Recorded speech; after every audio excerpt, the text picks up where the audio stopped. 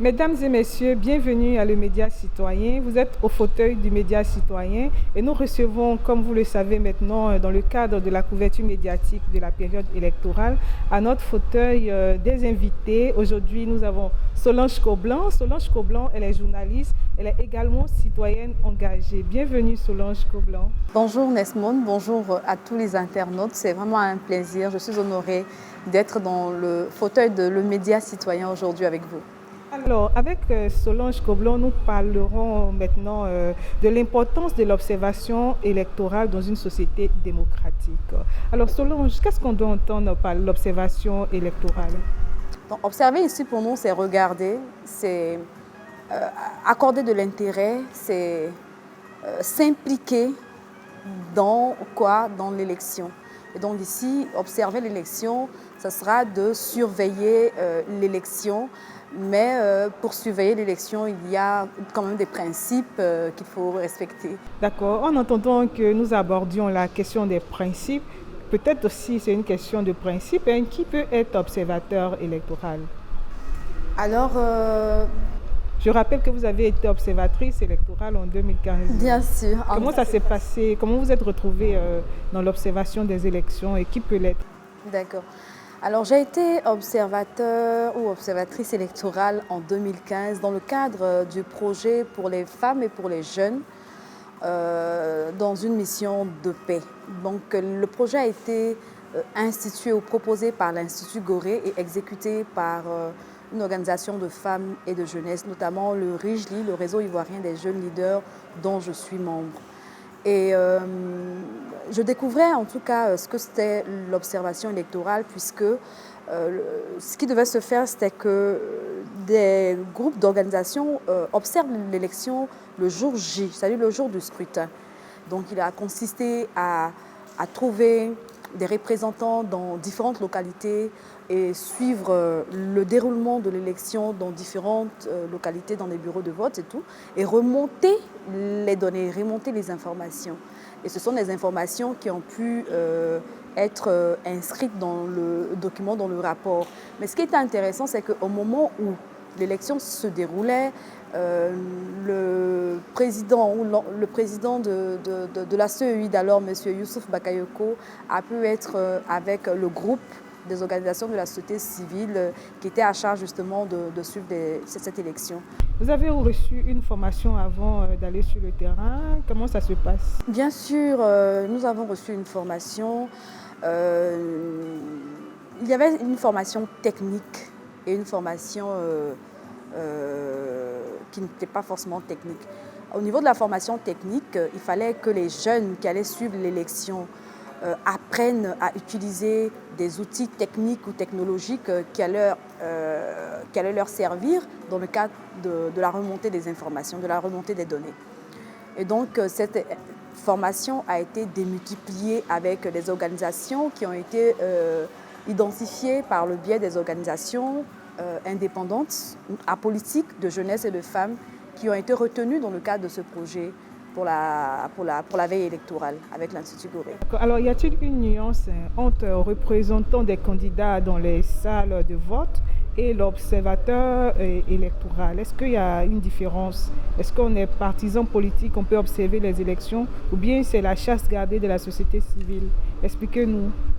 Sûr que je crois qu'en la matière, on ne devrait même pas polémiquer. L'observation électorale, comme le précise la déclaration internationale des Nations Unies pour l'observation électorale, c'est d'abord basé sur un principe de neutralité, donc non partisan. Donc il ne faut pas être membre d'un parti politique, c'est exclusivement confié à la société civile, aux organisations de la société civile qui n'affichent pas d'appartenance à un parti politique, et aussi aux médias. C'est vraiment exclusif. À l'heure où dans notre pays, les médias et la société civile sont souvent soupçonnés de rouler pour les politiques, comment on mesure le niveau d'objectivité, d'impartialité des acteurs? Alors je crois que avant même de prétendre d'observer les élections, il faudrait en exprimer la demande, puisque vous ne pouvez pas aller comme ça dans une salle ou dans pour dire que vous observez. C'est vrai que les citoyens peuvent regarder, observer, mais ici, derrière l'observation, c'est que les informations sur le déroulement du scrutin soient contenues dans un rapport et si besoin que ce rapport soit transféré aux autorités nationales et pourquoi pas internationales. Cela dépendra si l'observation se fait au niveau national ou international. Et en ce moment-là, cela pourrait mesurer la crédibilité de l'élection sur le terrain. Donc ça veut dire que c'est tout un processus d'acceptation, d'identification et d'acceptation des organisations qui doivent se donner à cette mission très très complexe. D'accord, alors on va rappeler à ceux qui nous suivent, si vous venez de suivre la vidéo, sachez que vous êtes à le Média Citoyen, le fauteuil de Média Citoyen, et nous recevons en ce moment Solange Coblan. Solange Coblan, elle est journaliste, elle est également citoyenne engagée, et avec elle, nous parlons de l'importance de l'observation de l'élection dans une société démocratique. Alors, Solange, justement, nous parlons de la société démocratique. Est-ce qu'il y a-t-il un lien entre l'observation de l'élection et la démocratie? Bien évidemment, aujourd'hui où nos pays sont interdépendants avec les pays du monde, au moment où la Côte d'Ivoire a souscrit quand même à plusieurs accords internationaux, notamment à la démocratie et à d'autres principes pour montrer ou afficher sa volonté d'être un État démocratique, je crois qu'il est quand même très important pour la Côte d'Ivoire. Et il y a un lien. Parce que lorsque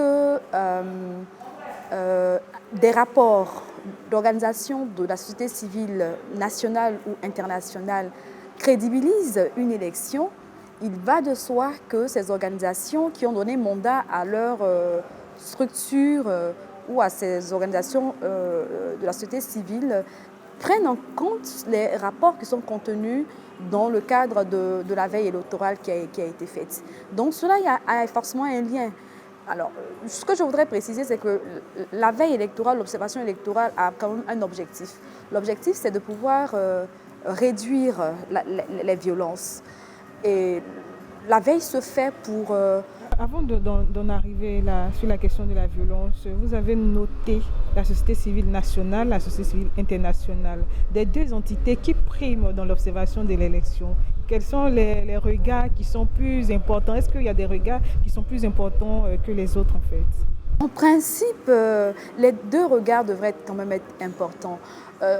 Si je me réfère un peu à l'exemple du Sénégal, où quand même la société civile sénégalaise a une pression assez forte, je pense que ce n'est pas la communauté internationale qui crédibilise le résultat des élections au Sénégal. Il en est le cas aussi pour le Ghana. Ça ne veut pas dire qu'il n'y a pas d'observateurs internationaux.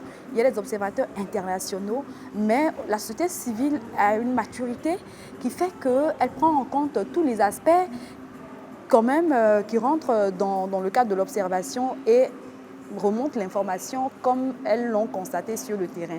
Donc, de ce fait-là, lorsque vous avez cette société civile déjà très forte et puissante, les gouvernants et les dirigeants n'ont pas d'autre choix que de se conformer à ces rapports qui soit crédibilisent ou décrédibilisent l'élection. Alors, au niveau international, ça a tout son poids. Parce qu'au niveau international, qu'est-ce qu'ils font?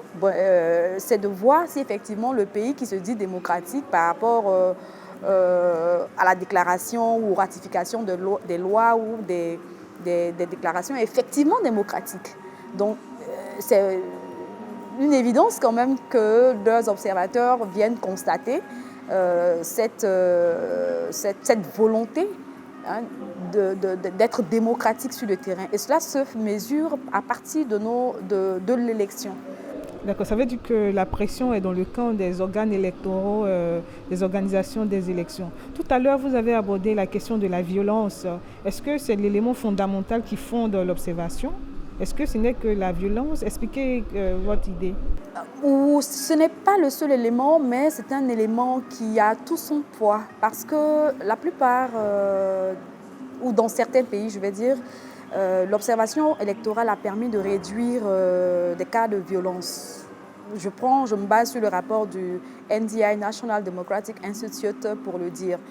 Ce n'est pas le cas dans certains pays africains, mais je pense que nous sommes quand même une démocratie jeune Et je pense qu'ensemble, nous essaierons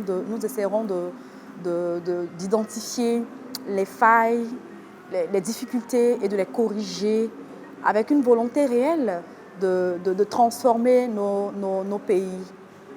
D'accord. Merci. Alors, la Côte d'Ivoire amorce, on le sait, on le rappelle, l'élection présidentielle dans quelques mois et qui sera suivie également des législatives. Alors, pour cette élection, qu'est-ce qu'il faut observer, selon vous, hein? Pour cette élection, il faut observer tous les nids de violence en Côte d'Ivoire. Parce que par le passé, nous nous basions un peu sur l'Ouest. L'Ouest qui était une zone conflictuelle très, très, très difficile. Et je crois que les précédentes élections de 2018 nous ont permis de voir qu'il n'y aura pas que l'Ouest. Il y a aussi le Sud désormais, il y a le Nord-Est, il y a également le Centre et il y aura aussi le Nord. Nous avons constaté ces dernières années une recrudescence de violence, pas forcément électorale, mais sociale. Sociales qui, je pense, trouveront aussi leur source dans les élections à venir ou qui vont déverser voilà, leurs effets dans les élections à venir. Donc pour moi, il serait intéressant de regarder tous ces nids de violence et là où il n'y a pas eu une réconciliation parfaite, de pouvoir déjà commencer à travailler avec les communautés, de leur rappeler que l'élection, c'est juste la désignation d'un candidat et que les élections passent, les présidents passent, mais la Côte d'Ivoire demeure. Quel est le pays que nous voulons laisser à nos progénitures? Quel est le nom que nous voulons laisser à nos descendants? Je pense que les conflits d'intérêts ou quels que soient les enjeux, nous devrions pouvoir avoir en commun un pays indivisible avec une communauté des enfants qui s'entendent, qui sont en parfaite harmonie. En tout cas, merci beaucoup Solange Goblan. La dernière question, on va parler du bulletin de vote. Est-ce que le bulletin de vote fait partie des éléments que vous observez? Et ça sera, votre réponse sera votre conclusion en même temps. Lorsque le lecteur il se trouve dans la salle pour voter, est-ce que le bulletin de vote, est-ce que la conformité du bulletin de vote avec tout ce qui avait été décidé avant le début des opérations électorales, est-ce que vous l'observez également? Est-ce que le nombre de bulletins, la suffisance, voilà, est-ce que c'est important pour vous en tant qu'observateur? Lorsque vous avez observé, je le rappelle, je ne sais pas si vous êtes observatrice cette année, mais lorsque vous étiez observatrice en 2015, est-ce que vous aviez un regard sur le nombre de bulletins de vote? Parce que souvent, pendant les opérations de vote, on entend dire les stickers ne sont pas arrivés, est-ce que les bulletins et tout ça? Moi, je crois que aux élections précédentes de 2018, le constat a été clair.